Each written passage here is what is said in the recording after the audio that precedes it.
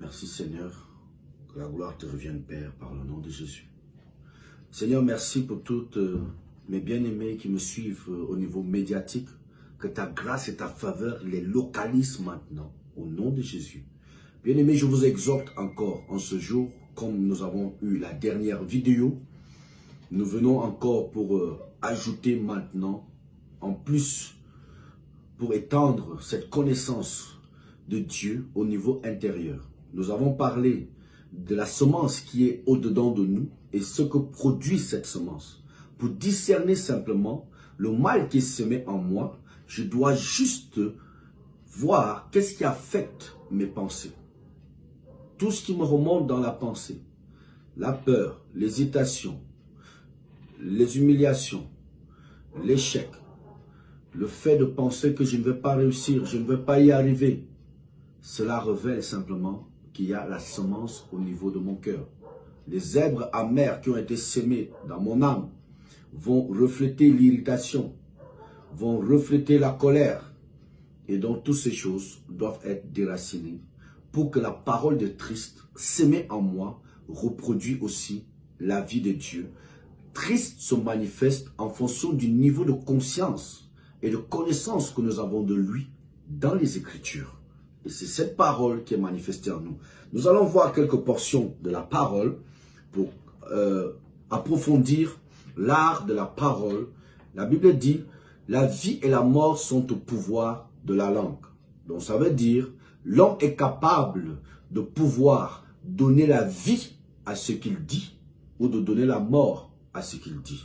Et c'est pour ça, Proverbe chapitre 6 au verset 2, la Bible dit, si tu as été enlacé par les paroles de ta bouche, si tu as été attaché par les paroles de ta bouche, ne donne ni sommeil, ni assoupissement à tes paupières. Détache-toi, libère-toi, pour que le préjudice pour lequel tu t'es lié à une parole ne puisse pas continuer à affliger ta vie.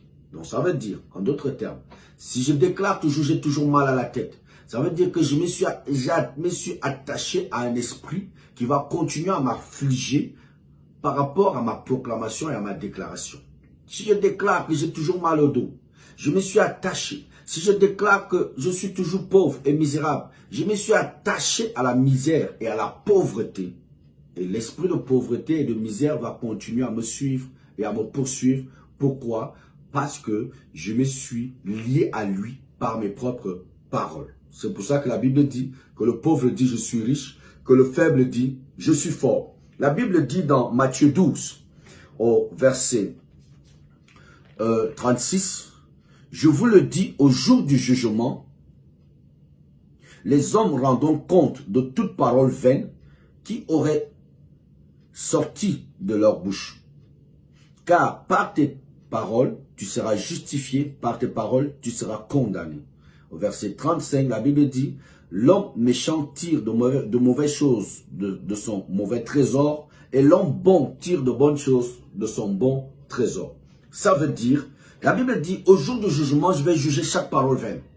Donc Dieu dit, je connais les projets que j'ai formés pour toi, des projets de bonheur et d'espérance, des projets de vie. Tu as été créé en Christ pour de bonnes œuvres, dans Éphésiens 2, 10. Donc Dieu dit, je t'ai créé pour accomplir de bonnes œuvres.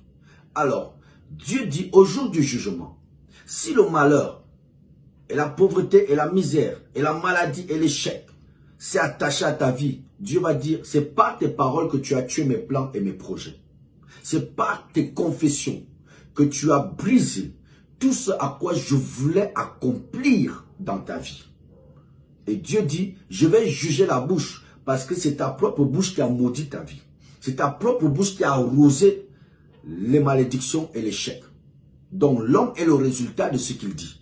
L'homme est le résultat de ce à quoi il attache à sa vie. Proverbe 11 au verset 9, la Bible dit, par sa bouche, l'impie perd son prochain, mais les justes sont délivrés par la connaissance. Donc ça veut dire, la bouche mène à la perdition, mais le juste est celui qui pratique la parole de Dieu. Alors nous voyons que dans Ecclésiaste chapitre 7 au verset 7, la Bible montre que le juste, par l'oppression, commence à dire des paroles insensées. Qu'est-ce que cela veut dire? Ça veut dire que l'insensé selon la Bible est celui qui agit en dehors de la parole. Celui qui prend la parole des hommes pour appui, celui qui prend les proverbes humains pour appui, au lieu de prendre la parole de Dieu, la confesser et de matérialiser la vie de Dieu. La foi vient de ce qu'on entend, mais ce qu'on entend vient de la parole de Christ. Donc ce qui veut dire Christ vient manifester sa parole dans notre vie physique si nous la proclamons et si nous sommes en train de libérer le verbe qui vient de Christ et nous verrons l'accomplissement de ses œuvres. Nous verrons l'accomplissement de sa gloire. Soyez bénis et que la grâce et la faveur te localisent. Et je déclare au nom de Jésus, reçois la vie de Dieu là où tu es. Amen.